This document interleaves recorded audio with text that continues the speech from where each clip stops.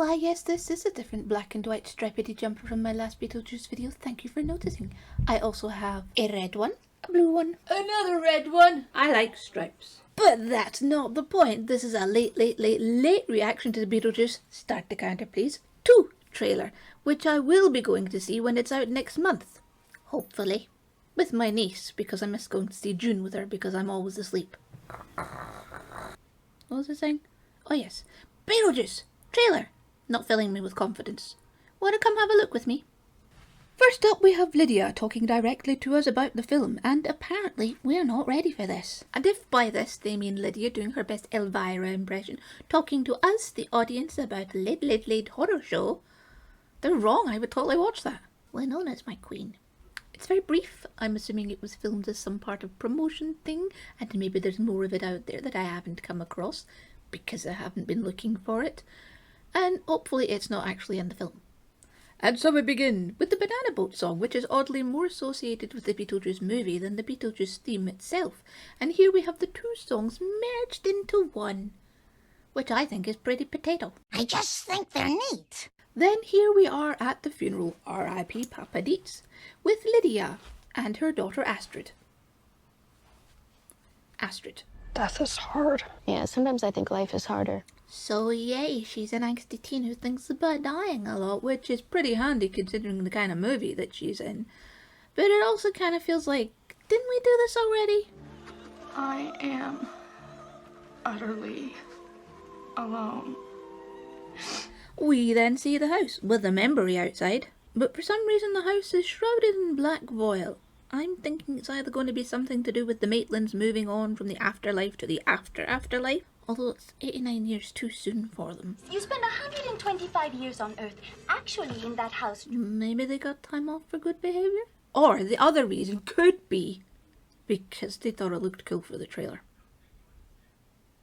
Lydia tells us and her daughter through voiceover about the trickster demon who tried to force her into marriage, and at the same time we see over the stripedy shoulder of Beetlejuice, sitting at a desk with a world's best boss mug and a manager nameplate. Dun dun dun, he da boss now. Eep and ooey. Presumably freelancing wasn't going well for him, but he's clearly not happy about being the boss either because he's still obsessing over Lydia, his ticket out of the afterlife, as we can see from a picture of young Lydia on his desk, which isn't creepy at all. Then a wedding cake being wheeled into a church. We can see Catherine O'Hara as Delia Dietz sitting in the front, and just over the cake it looks like a tiny Jenna Ortega head. So clearly the B-Man is looking for her to fulfill her end of the contract. Kind of fair. I mean, he did kind of, sort of, maybe help the Maitlands. Astrid finds a flyer in the attic advertising Beetlejuice's services, which seem to have expanded from simple bioexorcism to include matchmaking and his Tinder profile. Ew. More memories. Though Lydia tries to warn her daughter about BJ, Astrid doesn't listen because teenager. And lo and behold, he's back. He's back. I'm gonna make you so happy. What, summoned by whom? He thinks maybe Lydia not following her own advice. Naughty Lydia. Next, we're in the afterlife at a train station with a whole cast of characters for us to play the fun game of Guess the Death with. There's a destination board that's a little hard to read, but I think it says the Great Beyond, the Pearly Gates, the Fires of, and I assume that's Damnation, and Elysian Fields, the latter 3 being delayed. I don't know if that's just a throwaway joke, even in the afterlife trains don't run on time, or if it's a plot point that something is blocking people's ability to move on.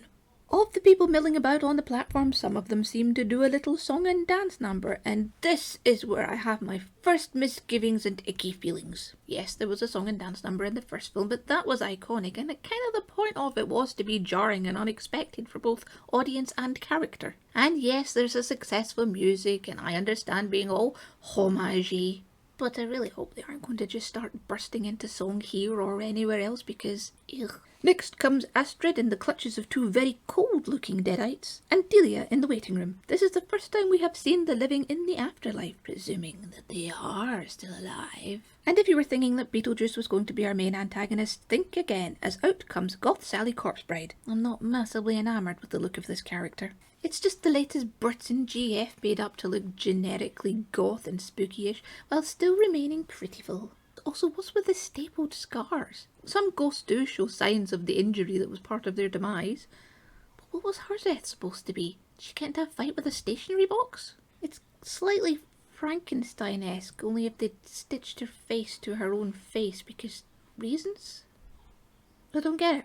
I'm not interested. Moving on. A quick shot of a shrunken-head man who seems to be a worker in BJ's department. A screaming man and some kids in costume. Presumably trick-or-treaters, but that just makes me grumpy because what group of kids goes out dressed as a fruit salad? Although, whatever was supposed to be spooky, this kid thinks is hilarious. So maybe this takes place at Halloween when the veil between the two worlds is thinner and the living and the dead can come together, possibly explaining how alive characters can be in the afterlife waiting room. Problem I have with this is that if I can guess the plot, then it's poopy plot. Plot. So hopefully I'm wrong. We get some cartoon fun with Beetle Guy lighting a chalk drawing of a bomb using his finger as a lighter. I'm not really sure how I feel about this bomb. It seems a little bit too The Mask cartoony nonsense rather than Beetlejuice cartoony weirdness, if that makes sense. The bomb blows a hole in the call centre where we see all the workers are yellow-suited shrunken head guys. Why so many tiny heads? And will we get to see them dancing in an elevator? I'm taking this to mean that Beepjoy has done this to them since we know that heads can be shrunken after death. And there is a scene later on of Lydia and Screaming Man in what looks like a therapist's office where Bug Jelly is the therapist. Or shrink. Or didn't need bunny ears. And he stitches Lydia's mouth shut just like his shrunken-headed workforce. Next shot! Plane crash. So is this implying that Mama Dietz and Astrid really did die in a plane crash, and Lydia is willing to make a deal with the devil to get them back? Then roll credits, and we see Lydia in a familiar red wedding dress, and a first glimpse of Willem Dafoe minus half his head.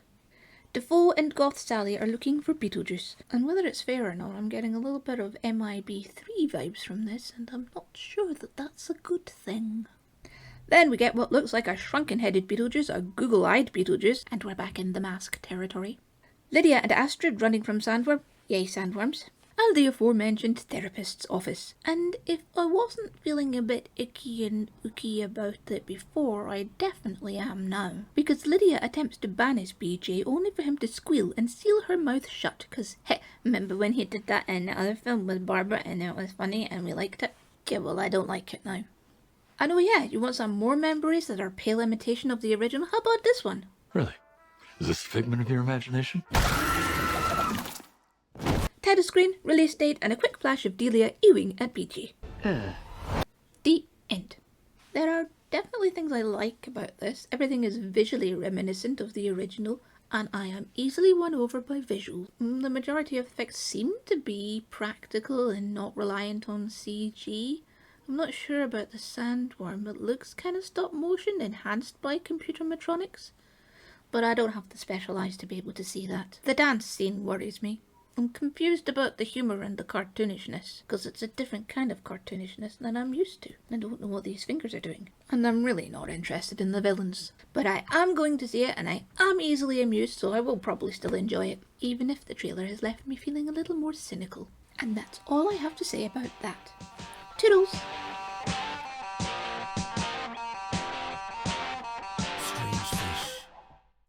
Oh wait, how's my Beetlejuice counter doing? Is it safe? Do I need to Beetlejuice a few more times? Beetlejuice, Beetlejuice, The juice is loose. He's back.